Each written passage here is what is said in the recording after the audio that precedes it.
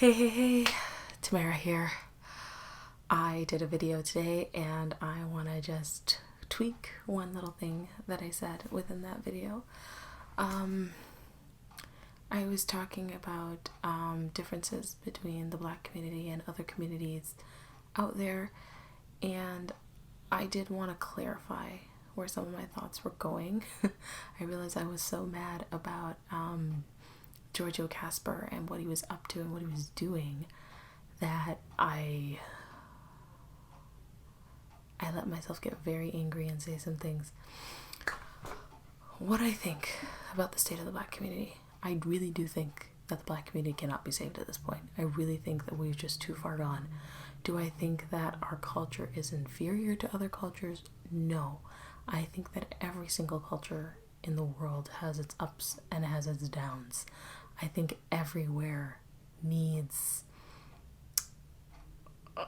help and needs fixing, but I do think that in our community, in particular in the Black community, I feel that there's so much that we have to overcome. There's so much that we have to move past.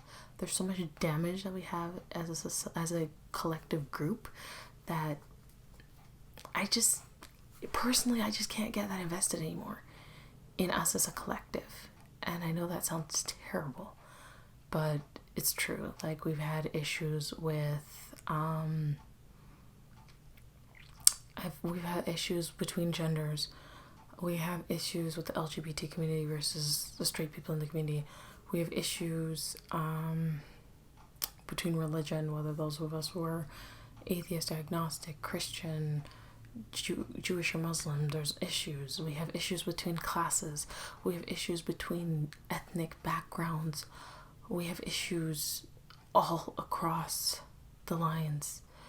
And while other communities are able to kind of play house a little bit and put together a cohesive front and fight behind closed doors, I feel like for us, our dirty laundry is out there and it's stinking up the yard. And it's not hidden at all. And it hurts my heart. It really does, because I feel like Black people are amazing and we can do amazing things. And in the past, we made some huge strides. We've had countless inventions. Black women are among the most educated group in North America. I would even dare say in the world, as a collective group. And individually, some of us are really making strides out there. So I don't think all of us are going to hell in a handbasket, but I do think that in terms of how we value each other, in terms of how we value women and daughters specifically, and in terms of the future for generations to come, I have seen too much. I have done too much. I've been through too much in the community for me to say I'm sticking it out and I'm sticking with my people no matter what. The one thing I found is that my people hurt me more than other people do. And that's not necessarily because they're the only ones hurting me. It's because I look at them and I look at me and I think, they're like me. They're Black like me. We're good. We're great. And I realize, no. Just because we look similar doesn't mean that we think the same way, doesn't mean that we act the same way, doesn't mean that we are the same way. And I find I have to be even more on my guard with people who look like me than with people who don't. And it makes me sad. But that's the way life is. And with this Giorgio Casper situation specifically, it's telling to me. Like, I'm online and I'm looking through the feed, just searching his name on Twitter, looking for him online, and I'm seeing a lot of outrage from Black women. Not seeing as much from Black men, and I notice that a lot. That when there's situations that happen and they impact Black men, like when Kobe gets attacked or some other Black man who's not other than like Bill Cosby or like R. Kelly, like other than those two, you, or maybe even Chris Brown, other than those three, you pick any black man, maybe even Ben Carson, we'll throw him out too. Not, no shade on him, but the black community has no love for him as a person. But yeah, you pick specific people within the community, and black people, any random black men, basketball players, or just random people in the community, rappers, whatever, and you try to hold them to task, or even just in general, if people are just being disrespectful to them, the black community will rise up and they will say something, and they'll make their opinions heard, and they will shut down attacks on black men. But where's the protection for the woman? If men are supposed to be the leaders and the women are supposed to follow, why are we defending ourselves? Why are we fighting for ourselves? Why are we on the front lines?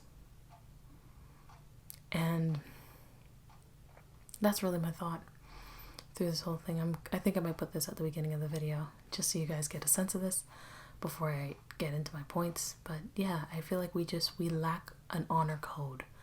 We lack an honor system. We lack rules of engagement when dealing with each other. And in turn, that also influences how we interact with each other, how we talk about each other, how we talk about each other, treat each other, engage with each other, the whole 9 yards. At this point, I'm tired. I shouldn't feel this tired, but I am. And I'm moving on. I don't know exactly where I'm going to end up, but this is the start of something. Trust me. So I thought I would say that. And then let you see the rest of the video. Thank you so much for tuning in. Let's do this. One last thing. I think on Twitter, actually, just before I forget, I don't know if I said this in the main video, but I do remember saying on Twitter that with this video, this is me saying to the world, I'm dating outside of my race. I am not interested in being with a black man. That is not to say black men are evil or black men are the devil. That is not so. I have a good black father who loves me, loves my mom. Been married longer than I've been alive. I know some good black men as friends or as family, but when it comes to my relationships and when it comes to building a legacy for me and my children, I'm choosing the best man for the job. I'm picking character over color. I hope you do so too, but again, the choice is yours. Alrighty, so that's just a snippet of the video. I hope you stay tuned for the rest. Bye. Or should I say, hello? Stay tuned for the rest. Hello, welcome back to my channel. It's Tamarah Bryan here with hot tamale take. So today I have the sleeves rolled up. We are going to be talking about something rather deep and heavy, and I think it's worth discussing on my channel. I really want my channel to be a bit more of a light and love positivity channel, but you know, sometimes certain things really make you stop and think and make you feel like, I really ought to address this. So now that I have a platform to kind of do that, I'd like to delve into that a little bit today. So on April 26, 2020, a viral video popped up on Twitter. Apparently this video was created many years ago, but it recently resurfaced and went viral. Now, ordinarily, I am not a fan of when people go digging into other people's pasts and bringing back content for the world to critique and tear down, and of course wanting to ruin someone's life over it. But this content is extremely hard to ignore. I'm gonna see what I can do in terms of letting you view that. So If you'll join me in a moment, here's that content.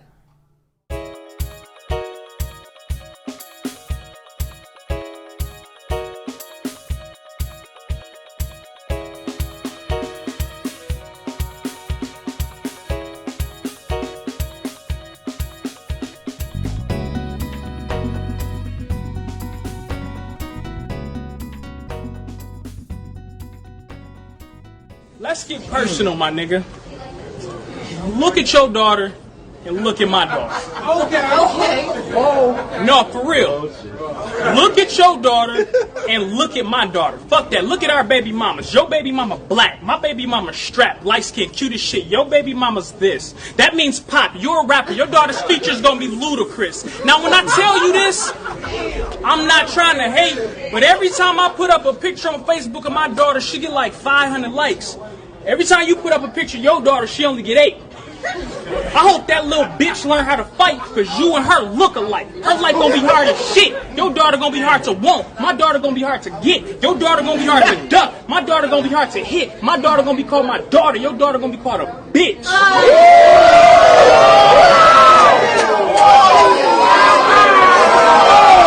Hey,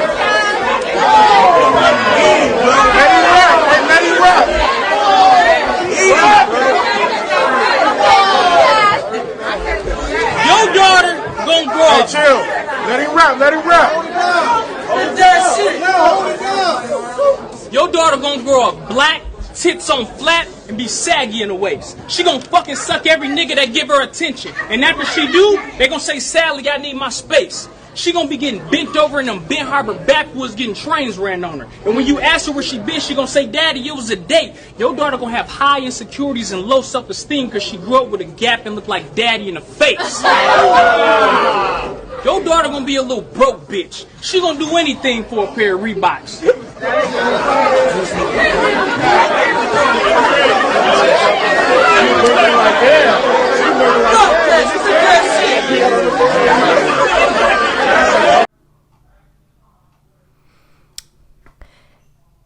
If you weren't able to see that content, please click the description bar below and I will have a link for you there. So please do connect with that video.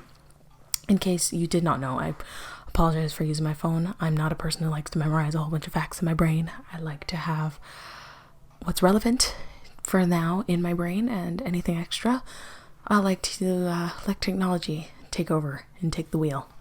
So, long story short, what had happened is there was a battle rap that went viral, and the name of the gentleman in the video is Giorgio Casper. If you have been in the black side of YouTube, black side of Twitter, you've probably already seen this video. I've watched 3 videos on the topic from Crystal and Karazin, Lovely T, as well as Chrissy.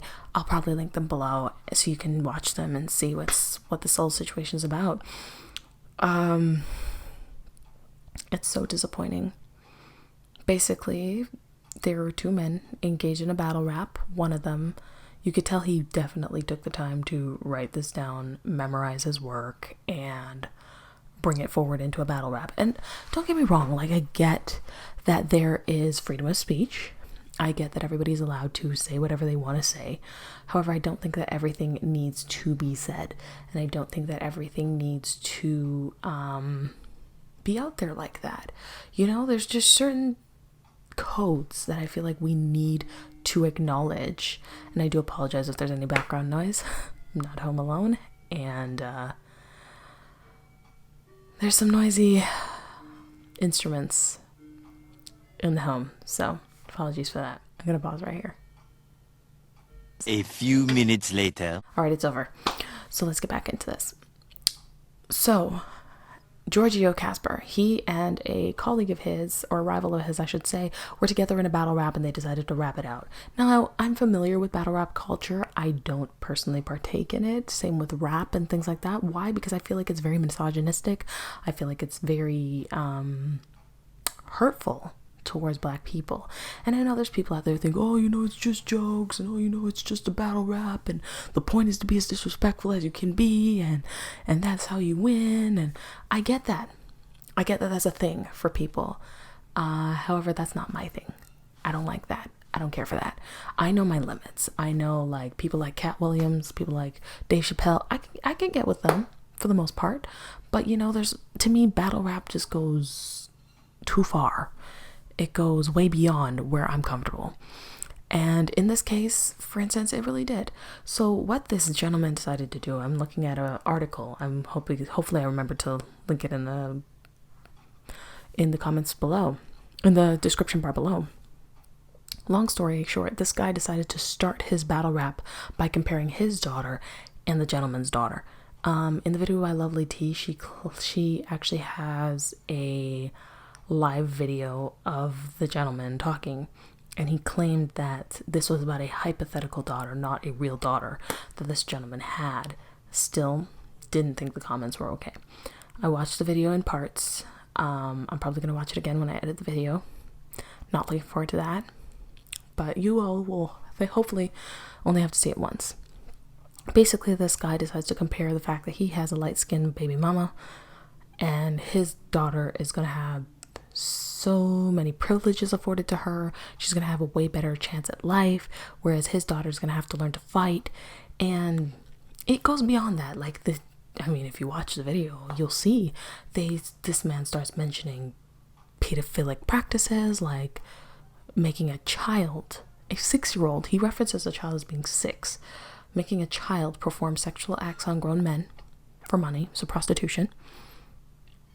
Talking about how if she tries to escape, he's going to hunt her down and bring her back. Trafficking. Basically trafficking her. Trafficking and prostitution. Talking about raping the child. Talking about how he's going to assault her sexually, physically. It was a mess. It was a real mess. And I was not happy to see this video. There was so much anger in me when I saw it. And I told myself, you know what? I got to calm down. But even watching all the videos I saw online, I said, you know what? I need to get my own thoughts out there. I need to be able to speak on this. And to me, I truly think that I'm pausing for effect. I truly believe that the Black community, we're done. We're done. Ladies, listen up. This community is never going to be saved. It's not. I believe that Jesus will return sooner than the Black community will be saved. Because there's just a certain level of decorum, a certain level of code of conduct and a code of ethics that our community sadly lacks. I know that a lot of times we as a community, as a group, we don't like it when people point out our flaws in our group. Like, for example, we have almost 80% out of wedlock rate. We have some of the highest incarceration rates in the country, referencing the US for this, not my country, but the US. We have some of the highest incarceration rates in the United States, but they're only like 12% of the population. And, you know, constantly having our people flunking out of schools, constantly having our women being abused and misused in the community. I can put link after link after link after link after link in the comments below, in the description bar below, and still I won't reach the depth and the width of all that Black society and Black issues comprise. And I gotta tell you, I'm tired. I'm only 27 and a quarter. 27 and 3/4. I'm almost 28. I'll be 28 in the summer. And I'm tired. I've been tired my whole life. Like, I look and I see these kind of videos popping up on the internet and I think to myself, what is going on? And when I say what is going on, like, I'm thinking like that meme from The Office with Jim where he's like, what is going on? Like, that is literally how I feel. I'm like, what is going on? Every time I think about the depths to which the Black community has reached, I feel like I haven't hit the bottom yet. I feel like I'm in the ocean. Every time I feel like I hit the ocean floor, I realize there's like another 50,000 feet, you know, and it really shouldn't feel that way. It really shouldn't feel like this. And I know that there's going to be people in my comment section saying, oh, you're anti-Black, oh, you're racist, you're colorist because you look down on your people, blah, blah, blah. The reality of the matter is, I've lived in other communities. I've lived in Brampton, Ontario, Canada, for 18 years of my life. I'm living close by there now, but I'm not living there anymore. And I lived amongst Indian people, like pretty much my whole childhood and teenhood, teenage years, adolescence and childhood. And you know what? There were certain behaviors weren't visible in their community. Not to say that they didn't have their problems. They did. And they do. But it wasn't prevalent to the point where everybody on earth was talking about it, you know? And we have to think about that. Why is it that every single other community in this world knows all the problems of the Black community, knows all the issues that we're facing, knows all of our insecurities? The minute we do something that makes them upset, they're going for Black women's hair. They're going for people's skin tones. They know exactly how to hit us, exactly how to hurt us. And we're not listening. We're not thinking. We're so quick to share our culture. We're so quick to share our ideas that we don't think about the potential of how this hurts us. We really are not thinking. We're really not alive, and it's really sad. Hello everyone, back again. In case you noticed a difference, I just opened the window. My light died, so thought I'd try this again. But yeah, you know, it's really sad that our community doesn't think about, you know, how we look in front of other people when we fight, when we argue, when we tear each other down publicly. And I know there's gonna be people who are like, oh, you're just thinking about respectability politics. You're not thinking about us as a people. Yes, I am. Yes, I am. Because the more you pattern certain behaviors in front of other groups, the more you allow them into your spaces, the more you equip them with the ammunition to play upon your insecurities, to hit you where it hurts. For example, how many times do we see Black women getting up in arms about some white woman deciding she needs to tan her skin or use our ebonics or wear her hair a certain way in a typically Black hairstyle? Why do we get upset by this? Because we let them into our spaces. We showed them how to take care of their hair. We welcomed them as practically Black. And now when they start copying our mannerisms, and not only copying our mannerisms, but making money off of this stuff, then we want to turn around and cry foul because they don't give us credit. They don't pull us up with them. Most people are thinking about themselves, thinking about maybe 3 people at most. Me, myself, and I. That's it, you know? And it's frustrating to me that we're not learning. We're not learning. And when we do this to little girls, the stuff that I'm reading here about Giorgio, Casper, it's ridiculous. It's ridiculous. Can you imagine any girl that the other rival battle rapper has, if she's dark skinned, she grows up and she looks at the content that was put up about her on the internet even before she was even born? The rapper mainly throwing the disses claims it was about a hypothetical daughter. Imagine if that rival rapper had a real dark-skinned daughter and decided to Google her daddy and found that. Can you imagine? Can you imagine? Can you imagine what that would do for her self-esteem? Like, there's girls out there, like especially girls who don't have that stereotypical, phenotypical beauty, classic beauty, like for example, Blue Ivy.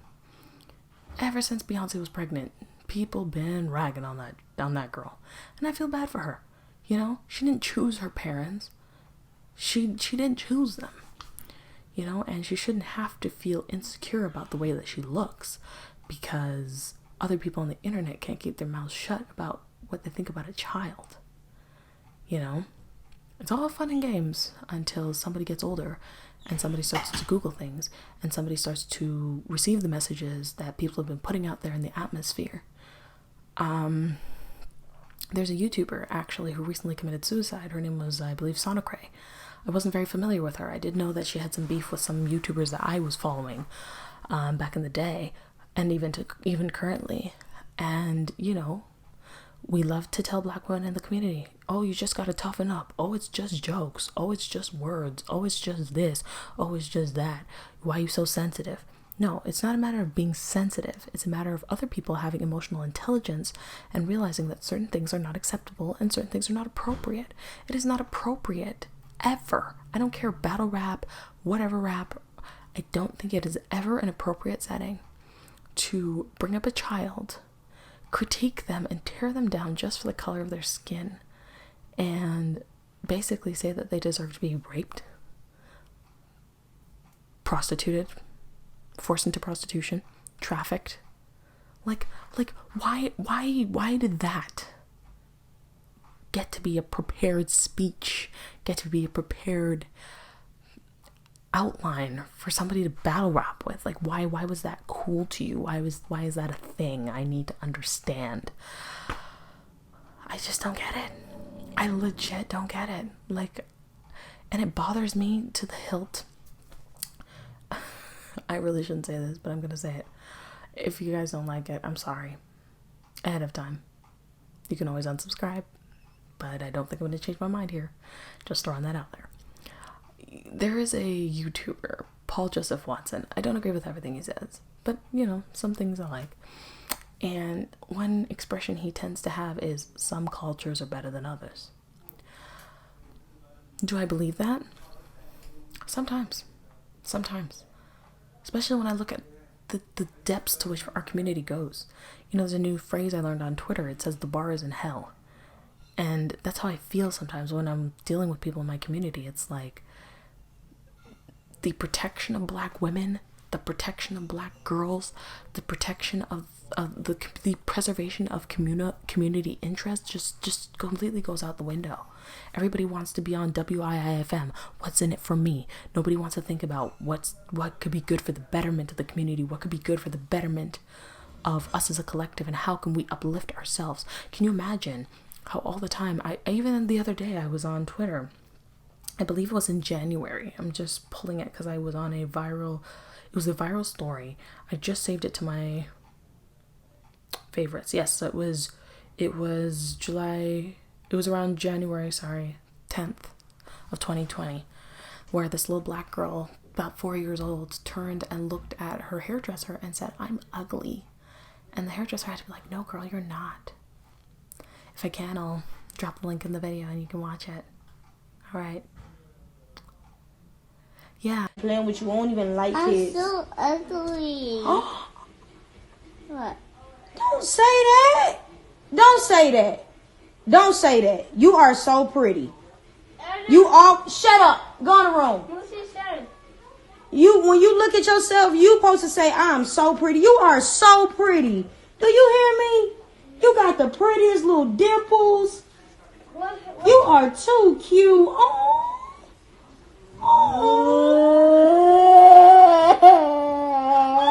No, you gonna make me cry. You're not ugly. Girl. Oh my God, Ariana, you're not ugly.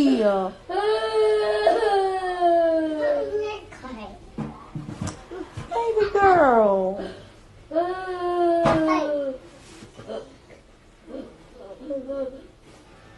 You are so pretty. You are like, you have this beautiful chocolate skin. Like, you are just so gorgeous. You got these dimples. Remember what I told you? How many people got 2 dimples? Nobody. You got 2. Let me see you smile. Let me see. You got 2 dimples. I don't even have 2 dimples. Girl, let me see your teeth. Look at them pretty white teeth. No, you're not gonna cry. You are a beautiful little girl, and you are pretty. You are the prettiest girl in your class. Boom. Tell them straight up. When you go to school tomorrow, you got your hair done. You're gonna be like, "Oh, look at my hair. Oh, look at my shoes." When I watched that, I wanted to cry because I remember when I was her age and I was at church and I actually said something similar to a friend, and she told on me. I told my teacher that I said I was ugly. And instead of my teacher taking me aside and talking to me about it, my teacher put me in a corner to face the wall. And I was like, "Oh, great. I feel like I'm ugly." And your response is to take me and turn my face away from everybody. But okay, all right. I'm sure every black girl has gone through that phase, and you know, some of us have unfortunately contributed to it. I know I've said some things in the past that are not nice, not caring at all. I've apologized to people, but you know, words can still matter and words can still hurt, and it's not okay. Just because you think something's funny doesn't mean somebody else is gonna think something's funny. It's not cool. I'm not innocent, so I'm preaching to myself here. You know, we have to be careful about the words that we speak, because we're speaking life and death into our girls. I believe it was Malcolm X who said that the black woman was the most disrespected woman in America. And while, yes, I'm not gonna lie, there's structural barriers, there's racism, there's misogyny, misogynoir, if you want to go more specifically to black women. There's a lot of issues that definitely impact us and impact our community. But the reality is, Jim Crow is over. Segregation is over. Slavery is over. Yes, there are some aftershocks that are still impacting our community today. I absolutely agree with that. But the reality is, a lot of us are impacted by ourselves and what's happening within our community. I'm thinking now about 3 stories. One story I'm thinking about is about an elephant. I heard of a parable of sorts, where these people wanted to teach people how to train an elephant to stay and not run away. So they would take a baby elephant, tie it by a rope, and attach it to a stick and put the stick in the ground. And as the elephant would try to walk away, they would feel the jerk of the stick and they would stay. And every time they would try to run away, they would feel that jerk and they would stay. And after a while, the owners didn't need the rope anymore because the elephant just stayed. That rope left its ankle and went straight into its mind. Another story I think of is when people want to catch baboons. They'll put like colorful sticks in a cage. The baboon will try to put its hand in the cage, and it puts its hand in, and it realizes as it's trying to pull the sticks out of the cage, it can't pull its hand back out.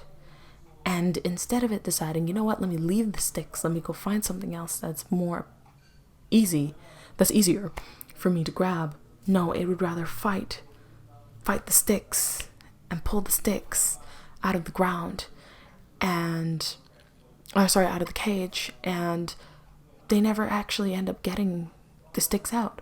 They end up getting caught by hunters. The third story I was thinking about is experiments they've done in the past with monkeys, where they have monkeys playing in a cage, and if the monkey starts climbing too high in a tree, they would pour hose water on it and it would fall back down to the ground. And eventually all the monkeys in that cage, in the enclosure, learned a lesson of, if you climb too high on the tree, you're going to get hosed down to the ground. And eventually they started to swap in new monkeys, have some of the old ones there, and eventually it got to the point where they had all new monkeys, no old monkeys, in that enclosure. And still, even when a newer monkey would climb up towards the top, they'd pull that monkey back down. They wouldn't even know why. Well, it's possible they could be talking to each other and they know why, but to the human eye, it looks like they don't know why. They're being pulled back down to the bottom. All they know is they're just not allowed to go up there, and the groupthink is taking them, tearing them down. And what do each of those stories have in common? Each of those stories illustrate an example of someone who was originally oppressed by certain circumstances, have now been set free, but they have not let go of the shackles of their mind.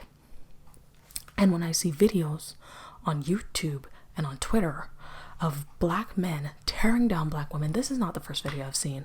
This is the first video I've seen in a while that's been this vile. But make no mistake, this is nothing new. There are so many black women on TikTok right now that are making videos complaining about their treatment by black men. I'll see if I can include that in this video. And there are, even back in the day when I was on social media, I started in social media. I'm sorry, I'm just checking the time because I do have to go soon. But I remember the time when I jumped on social media for the first time. That was about 2006-ish, 2007, kind of that time. I was hopping on social media, hopping on Twitter, hopping on YouTube. After a while, I couldn't go on Twitter for a long time. I ended up deleting my account and restarting it because I said, I can't. This site is too vile. And even YouTube, it was like walking through a landmine for the first few years until they got their algorithm straight. And, you know, it shouldn't have to be like this. We as black women shouldn't always feel like we're on the defensive all the time. If you don't have black men making videos or posts online slandering us, you have some of them who will profit off of mimicking us, or you'll have assault videos, or, you know, there's just so much garbage out there on YouTube, on Twitter, wherever you go. And, you know, I know there's going to be people in my comment section who say not all black men. This might not be about all black men, but I'm talking to all y'all black men, because I know that there's a mentality in our community where it's like, if you try to speak out about the things that are happening in the community, and you try to speak out about the things that black men are doing in the community, and it's not, and sometimes, you know, black women have issues in the community too, and I hope to address something like that in a future video. But I've noticed that if you try to address something and you say, hey, black men, this is not appropriate, and you try to come to a black man and say, hey, I don't like this, they're always ready to shut you down. They're always ready to tell you it's just jokes, get over it. It's not, oh, we don't have to talk about that right now. Why are you being so divisive? Why can't you just take a joke? Why can't you just get over it? And oh, why don't you just get some self-esteem about yourself? And to me, it's so weird. Self-esteem is one of those things that people get from osmosis. You know, they get it from the environment around them. They get it from the love that they're shown. They get it from the words that are spoken to them. They get it from the treatment that they see, not only of themselves, but of the people who look like them. Like even the other day when I saw the complete and utter teardown of Gayle King, when she decided to do that interview and mention Kobe Bryant in a disparaging light. There's a way to go about tackling her, and there's a way to not go about tackling her. And I felt the way Snoop Dogg and a lot of people online attacked her was not appropriate and not cool. And you know, I'm noticing that a lot of black women these days are starting to talk about stay on code. We need to stay on code, ladies. We need to have a code and stick to our code. We need to have a code written out. What is appropriate to say? What is appropriate not to say? Are we coming for people's kids? Are we coming for people's skin tones? Are we coming for people because they have certain genitalia? Meaning women. Like, where is the line? What is appropriate to say? What is appropriate to do? You know, and the more and more I watched that video this past week, the more I just was shocked, because there are men out there, you step on their shoe, they will end your life. But then you got men out here kikiing and snickering because somebody made disparaging comments about their daughter. Hypothetical or not, anybody come from my children, you might get some spicy tamale words right back at you. Okay? And I do it with a smile, with my nice Canadian accent, so you think I'm being polite with you. You know, I don't play like that. And I don't think we as a community should play like that. When our children are at risk, when people are there outlining their plans of to how they would like to abuse a child, battle rap over. The man needs to go to jail, or the man needs to be investigated by the FBI, which I hear he actually is being investigated by the FBI, if my phone doesn't keep locking on me. Let's see where I saw that tweet. I recently saved it. So it's right now it's a rumor. So one lady on Twitter has said that a source, we'll see who the source is, has stated that the FBI has launched an investigation into this man. Right now, a lot of people are tagging USPS, that is his employer, and they're trying to get him fired because he is promoting and possibly participating in pedophilia, sexual abuse, and the rape of little girls. And as I said, you know, I don't personally love when people attack people and come for their jobs and come for their employment, but there's certain lines I believe you shouldn't cross, and you cross those lines, sorry to you, sir, sorry to you, ma'am. You know, the abuse of little children, I cannot abide. And the promotion of the abuse of little children, I cannot abide. And to be honest, the abuse and the promotion of abuse and ridicule and mockery of black women and black girls, it's gone on too long. It's been 12 years I've been on the internet. Oh wait, no. Let me recalculate that. Because I said 2006. So, oh my gosh, it's been 14 years now. 14 years now. I've been on the internet and been seeing vile things from black men about black women on the internet. And I gotta say, I'm over it. I'm over it. And I know that my voice won't be the voice that necessarily makes people stop and makes people, you know, get a clue. So for me, this is my deuces to the community. Deuces. I'm out. Exit stage left. Or stage left for those of you watching. But yeah, for me, I actually wrote on Twitter, I said, you know what? I am not going to be with a black man. I cannot be with a black man.